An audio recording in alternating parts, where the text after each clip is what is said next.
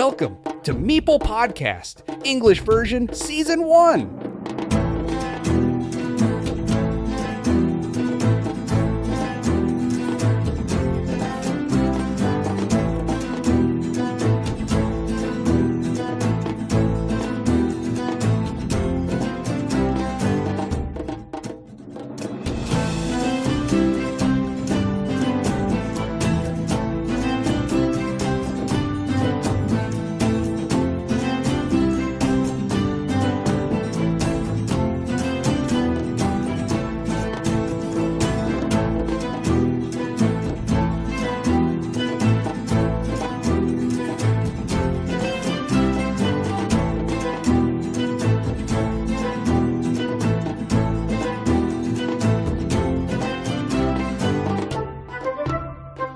While Willem, Edouard, Hector Madrona and others were already in Essen, I was still in Seville, ready to depart for Germany.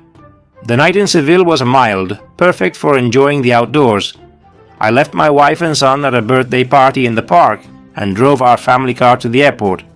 Meanwhile, in Germany, the traditional Devier dinner was taking place with the champions of the national tournaments from Peru, Argentina, Mexico, Spain, Catalonia, Portugal, Brazil, Colombia, Chile and Uruguay, all ready to compete in the Carcassonne World Championship. In Herne and Essen, the players were getting ready to rest before the big event. Meanwhile, I landed in Barcelona, hoping to find a corner in the terminal to get some sleep. But I wasn't the only one with that idea. The airport was full of travelers waiting for their next flight, stretched out on the seats, trying to catch some sleep. From time to time, I woke up, drank some water, and observed the dimly lit surroundings. The main lights were off, and only a few small spotlights illuminated the hallways. At one point, I got up and sat at a table, reflecting on this podcast, taking notes on how to improve it, and thinking about the upcoming reunion with the international community at Spielezentrum, the event venue. The idea of meeting Klaus-Jürgen Wrede, the members of Hans im Glück, and other well-known players lingered in my mind.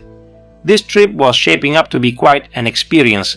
I wasn't traveling as a competitor, just as a simple spectator, a stowaway at the Carcassonne World Championship. I was going with the intention of enjoying and observing. In Germany, I would meet the international community and players I already knew. The members of Carcassonne Central, Rafa Castillo, former Spanish champion, Fernando Gil, 2024 Spanish champion, Daniel Angelatz, Catalan champion, representatives from Devier Americas and other key figures, Otto Ikonen, Nallerheim on BGA, Matt Tucker, current world champion, Melvin Quaresma, Vladimir Kovalev, Zvonimir Vlajic, Josef Tihong, Chris Kaukis, Nico Vellemans. All of this ran through my mind before arriving in Germany. On the plane to Düsseldorf, I could only think about how exhausted I was and the challenge the language barrier would pose. I wasn't sure if there would be issues with the rental car or if navigating the airport would be complicated. As soon as I landed, I freshened up and headed for the exit, not without some difficulty finding it. After wandering around, I finally reached the Europcar counter, where my troubles began. The German punctuality was evident. They informed me that my car would be available at 10 a.m., but it was only 9:15 a.m. If I wanted to pick it up earlier, I had to pay an extra 20 euros. Since I had already spent 30 euros on the rental and another 30 on full insurance, I decided to wait and have breakfast instead. When I returned, just in time, another issue arose. No electric cars were available, and I would have to wait an hour for one to finish charging. I wasn't willing to wait any longer. The World Championship had already begun 50 kilometers away. They offered me a gasoline car, and I accepted without hesitation. Using Google Maps, I arrived in Herne without any problems. Having seen pictures of Spielezentrum beforehand helped me a lot in locating the venue. The first impression was overwhelming. Players from all over the world, Klaus-Jürgen Wrede and my friend Hector, who acted as my host. I quickly recognized some familiar faces: Thomas Moder, Otto Ikonen, Matt Tucker. I greeted Fernando, Rafa and Edouard, along with many other participants. Soon I realized a problem. I had no idea how to speak English.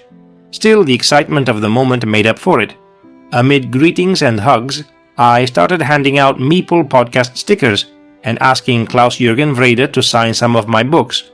I also gifted copies of Carcassonne 1 vs 1 to several people and met Kerry Ali, Stefan Johnson and other members of the De Vere community. Time flew by. I watched a few games, but soon the Swiss system phase of the tournament concluded, leaving most of the participants out of contention. The lunch provided by the organizers was excellent. In the afternoon, my attention focused on Daniel Angelatz, the only representative from De Vere Iberia to reach the playoffs.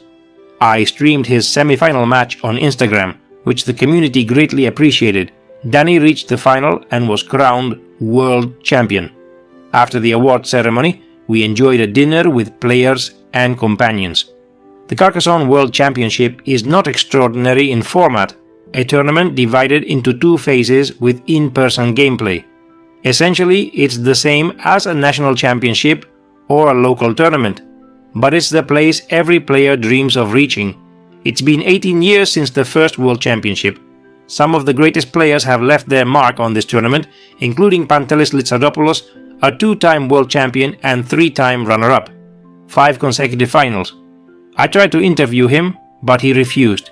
He's a reserved man for whom this is just a game, and in the end, it is for all of us. Interestingly, I took his Greek flag, the one used to identify him as his country's representative. Now it sits on my desk, reminding me of the World Championship and the greatness of players like Ralph Querfurter, Thomas Preuss, Marian Kerr-Sang, or Martin Moises. When October 5th came to an end, I was finally able to get some real sleep. No more airports. The next morning I realized that Miguel Esteban from Colombia was staying at the same place as me. We met at the exit and traveled together to the Spiel Festival in Essen, the world's largest board game event. The experience was incredible. In the afternoon, I headed to Düsseldorf to catch my flight home. And here came the final mishap of the trip. I realized I had booked my flight for the following day. I had to call the airline and change it at the last minute, which cost me a fortune. Between the stress, rushing, and a drug test at security, I ended up sweating as if I had just played a football match. Was it worth it? Absolutely. But I will only return if I qualify for the Spanish Championship. Time will tell.